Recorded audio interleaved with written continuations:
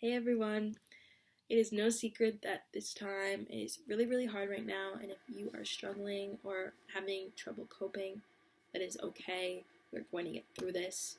Today, I really want to share some tips from the CDC, the Center for Disease Control, on how to cope with stress, and I also want to include some things in this video that you can do to make yourself a little bit happier or brighten your mood, and they're really not that difficult. They're actually kind of fun, some of them.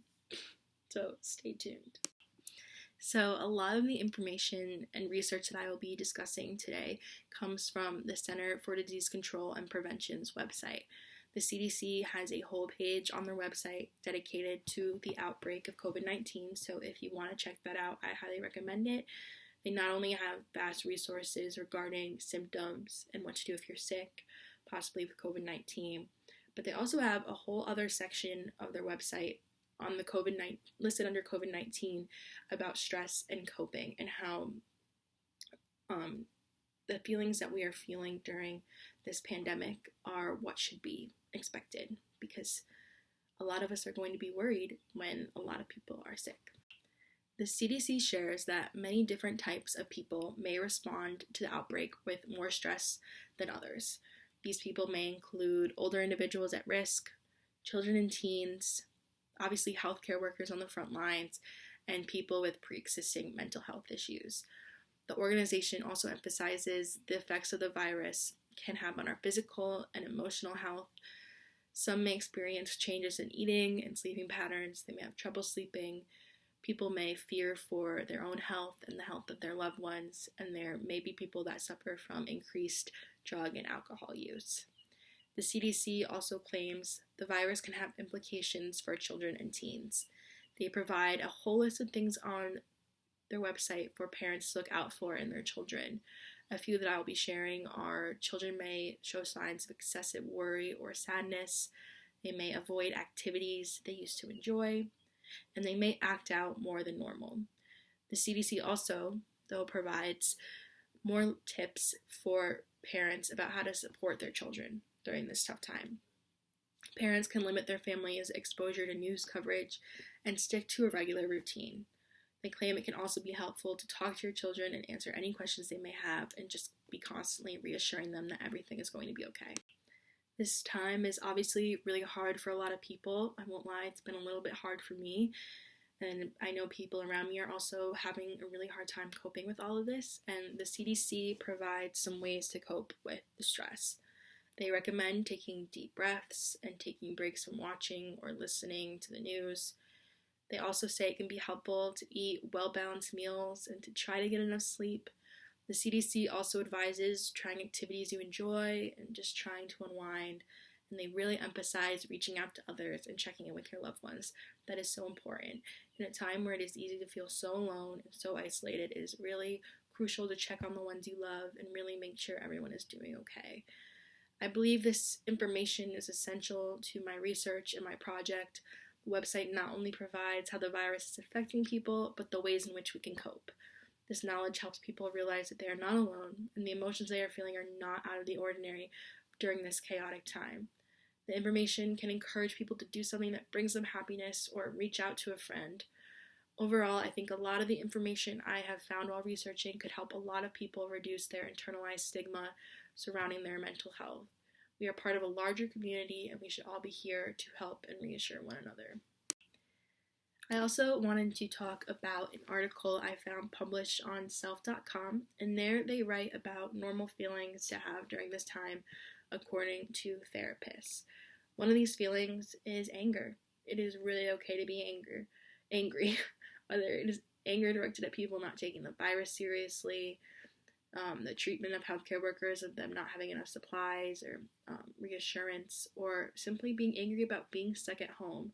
I know when this first was a month or so ago, when this was first coming out that we were going to be social distancing for a while, I was so angry that I wasn't going to be able to go back to school, that I wasn't going to be able to see my friends, wasn't going to be able to go to class. I was just really upset about it, and I felt a little guilty for feeling so angry, but I was very upset, and this article says that your anger is completely valid right now. And it's normal to be upset that things are changing and that we have no control over. article also states it's okay to cancel more events. Some events planned may have been huge commitments. They may have cost a lot of money. And they also mentioned that people may feel guilty for feeling upset about missing events when there are other things to worry about. I can definitely relate to this. I feel really guilty for being upset about not being able to go back to school and get my education when there are people on ventilators. And, obviously a lot of people are sick right now, so it's super easy to feel like guilty about being sad about other things. But it is disappointing. It is frustrating to, have things change out of the blue. But your feelings are valid. It is okay to feel like that. It is also okay to feel inadequate about your levels of productivity. I know personally, whenever I'm scrolling through social media, I see people and I'm like, how can you still make your life look so perfect and so productive when we're in the middle of a pandemic? I don't know. The article states, though, that much of our focus right now has shifted to surviving. And it's okay to not be your most productive self right now. It really is. There's simply not as much pressure to be this perfect person that is doing things all the time. It is also okay to feel numb. There is so much going on right now and so many messages about the virus and about social distancing and just so many overwhelming things that we are hearing, and it is impossible to be on high emotional alert all the time. So it is okay to not feel much of anything as opposed to everything. That same website that I just mentioned, self.com, also posted another article about things you can do to brighten your mood during quarantine. Some of these tips were really simple and anyone can do them, so I really thought they'd be helpful to share. One thing is to open your blinds and your windows. This almost seems too simple, but it can really make a huge difference. The weather is getting nicer, spring has sprung, and letting the fresh air in can feel really, really good. Another thing you can do that is really easy, and anyone can do, anyone, even you, is make your bed. If you are spending a lot of time in your room right now, it can make your space feel a lot more put together. I personally make my bed every day. Yep. I'm not just saying that for the video, I really do. And I think it sets up my day really nicely. My dad told me once, if you make your bed in the morning, you have already accomplished something today.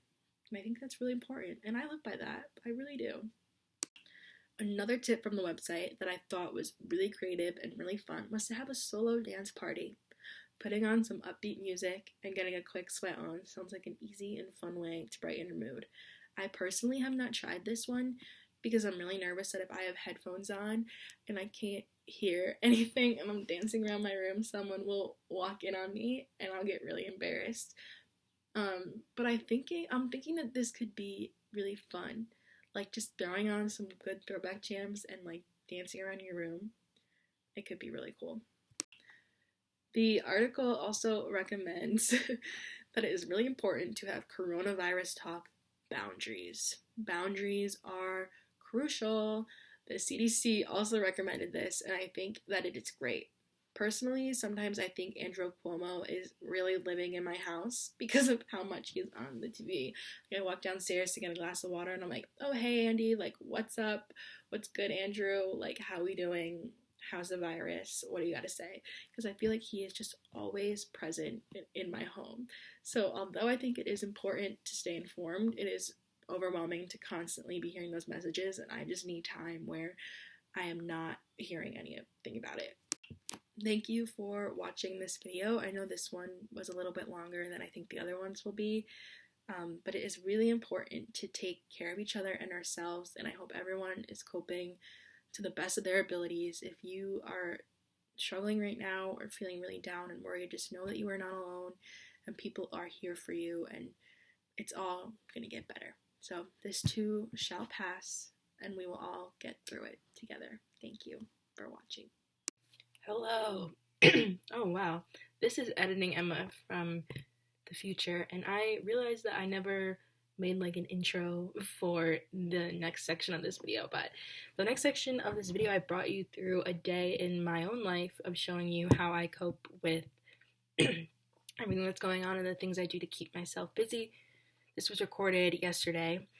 That is why I'm wearing basically the same outfit, because we're in quarantine, but it was recorded on Thursday, April 23rd, if you are curious, and it's pretty much just a typical average day in my life that I thought I would bring you along. I thought I'd test out the waters of being a YouTuber for the day, just vlogging, but that's what the next part of this video is, if you are interested in watching.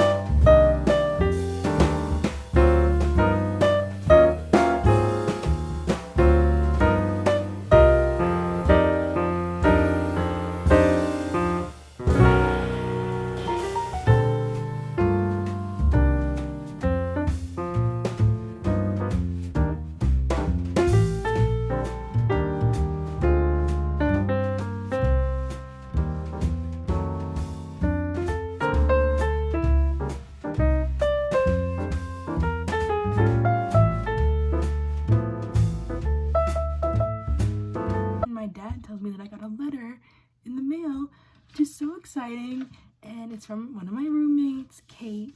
Came in this little cute envelope, like, are you serious? And I could legit cry. I'm so happy. It really is a hard time, and I really miss my roommates so much. Like, we would be living together right now, even, and like she said in this letter, even in our tiny shoebox dorm, we'd be living together, but it would be so much fun. And yeah, this just really made me miss her and all my other roommates. Obviously, we had so much fun living in our tiny shoebox suite with our tiny little bathroom that connected the rooms, and we really made the most of it. We really made it like home. Magnets on the fridge, family dinners at a table. Like, we really made the best out of it, and I could not feel any more grateful for the time that I did get to spend with them in our dorm this year. and the times that I will have with them in the future. I just feel really lucky to have met all of these amazing girls that I can live with next year. And this letter was so sweet, and it just really made my whole day. Like, honestly, like, this was so thoughtful and nice for her to write a letter.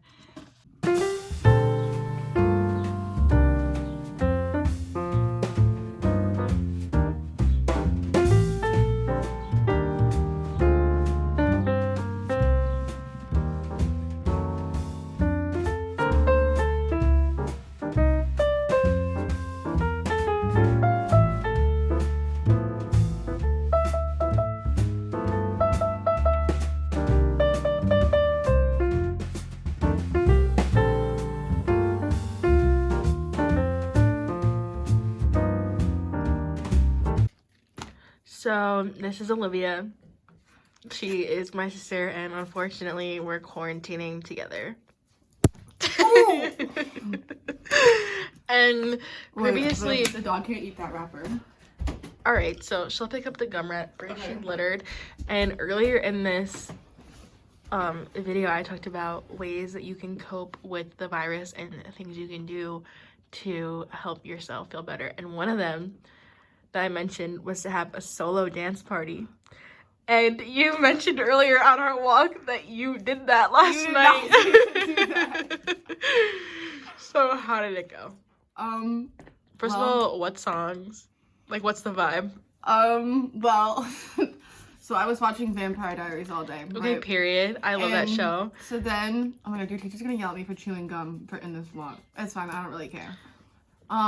But so I put my Beats on, noise canceling, Period. and then I listened to, what is it called? Hold on. Are you gonna be able to edit this? Why are you? I'm gonna keep this all in because I can't hold the phone this long. I know. Okay, ignore that. Ignore the shaky footage. We have no tripod. We don't have the budget. Oh, it's Feel So Close by Calvin Harris. It's the song that Damon and Elena sing to, and it's like, they're like, and they love each other. When they're at Whitmore at the party. Yeah. Period. And I was like, did it make you feel better? yeah, it just made me feel like I was in that moment with Damon, and he's like, Good looking. is an understatement. And then I listened to a song where it's like, I'm on top of the world. I'm on top of that's the world. that's a feel good song. Then I listened to, I think it's called like Good Night by John Legend. Everything's gonna be alright. I don't know that song. Well, look it up. We're gonna play it for you. No, it's okay. I can't get copyrighted.